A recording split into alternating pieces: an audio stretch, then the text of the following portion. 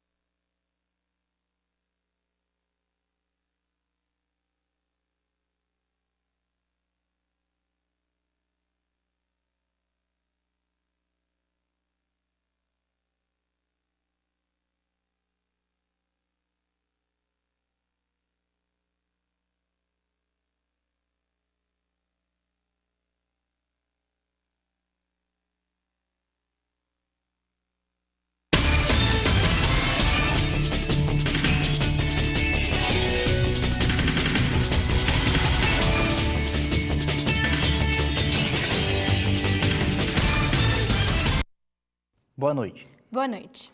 O marqueteiro João Santana diz que desconhece a origem de depósito na Suíça.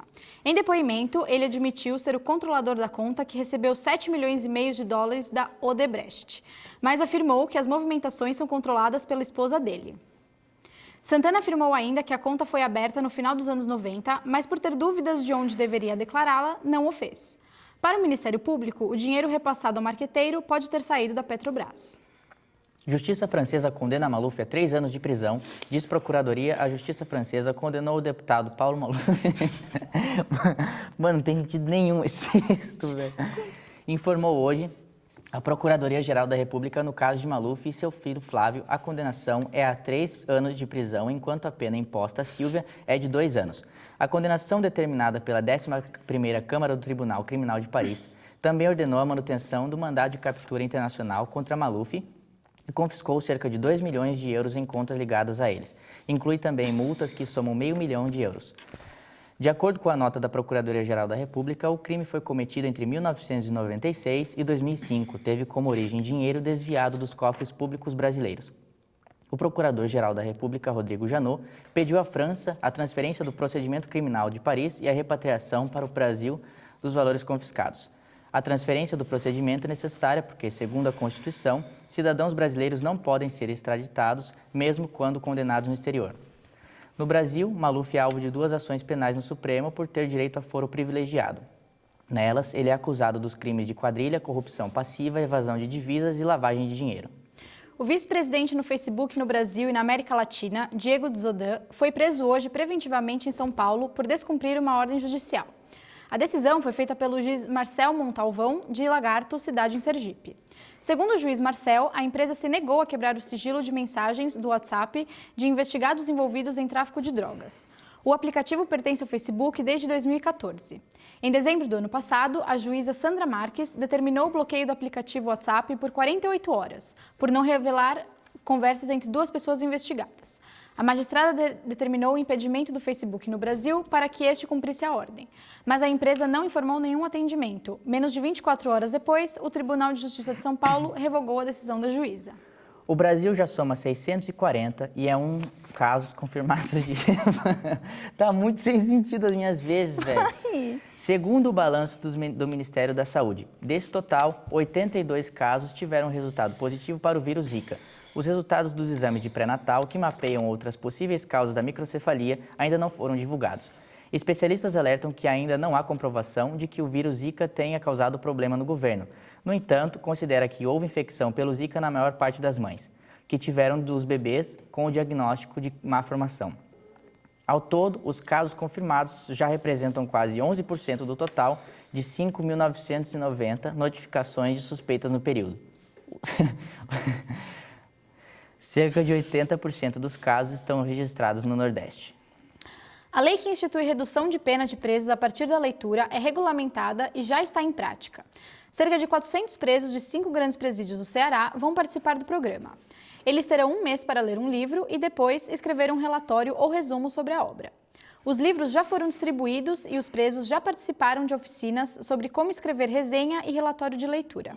A Coordenadoria de Inclusão Social do Preso e do Egresso afirmou que serão distribuídos livretos explicativos às oficinas, sendo oportunidades para que os presos esclareçam dúvidas sobre a leitura e a escrita. O relatório será entregue e corrigido por professores da escola Aloísio Léo Lorchac, que também dão aulas dentro desses presídios.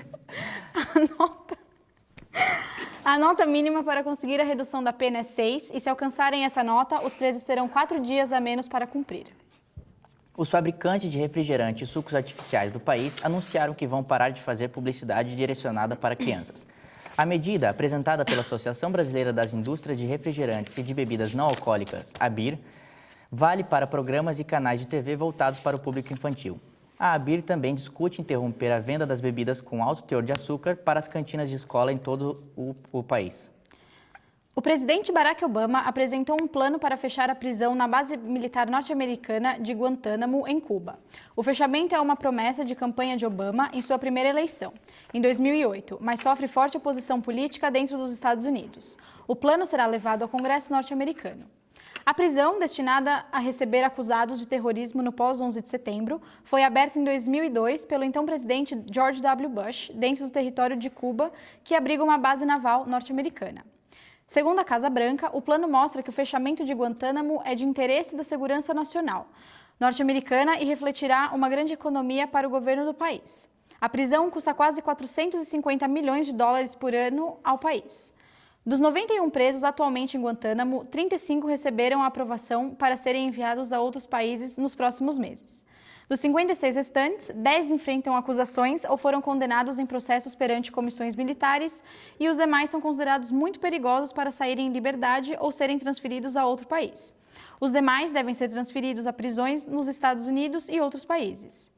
A transferência de acusados em terrorismo norte-americano é a maior controvérsia entre os congressistas do país, especialmente entre os republicanos, que controlam o legislativo atualmente. Em conferência telefônica com jornalistas, um funcionário do Pentágono detalhou que o plano, que será enviado ao Congresso hoje, considera 13 localizações diferentes em território americano para receber esses presos. Essas 13 localizações incluem prisões que já existiram em estados como Colorado e Carolina do Sul, assim como a construção de novas instalações em algumas bases militares do país. Libertadores. O Palmeiras enfrenta o Nacional do Uruguai nesta quarta-feira pela terceira rodada do Grupo 2 da Taça Libertadores da América, buscando consolidar sua recuperação. As vitórias em sequência sobre Rosário Central pela competição sul-americana e Capivariano pelo Paulistão acalmaram o ambiente na academia de futebol. Líder isolado da chave na competição continental com 4 pontos, o Verdão pode abrir uma boa vantagem caso supere a equipe uruguaia, que somam 2 pontos até o momento. O River Plate do Uruguai também conta com 2 pontos e o Rosário com 1 ponto se enfrentam hoje na Argentina. Em entrevista à Rádio Jovem Pan, Luiz Fabiano, ex-atacante do São Paulo e da seleção brasileira, disse que deseja se aposentar na Ponte Preta.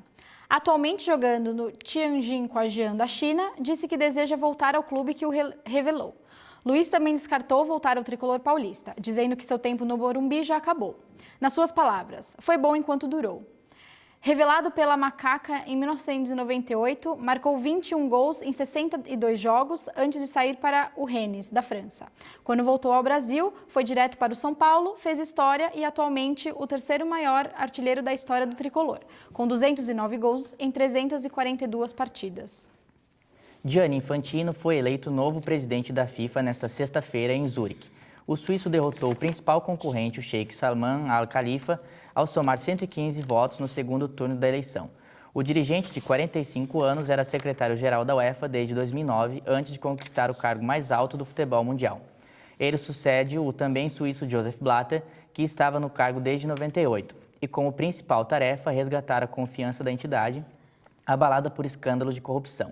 Em sua primeira entrevista coletiva, o novo presidente da FIFA prometeu implementar reformas e trabalhar duro para colocar a FIFA no lugar que ela merece estar.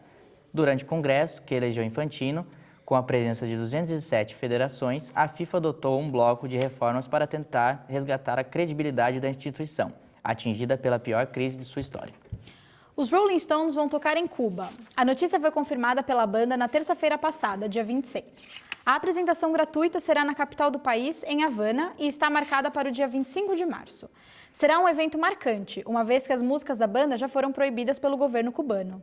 O show dos Rolling Stones acontece 3 dias depois de o presidente dos Estados Unidos, Barack Obama, concluir a sua visita ao país, a primeira de um presidente norte-americano desde 1928. Boa noite. Boa noite. Mano, eles sumiram com a frase antes.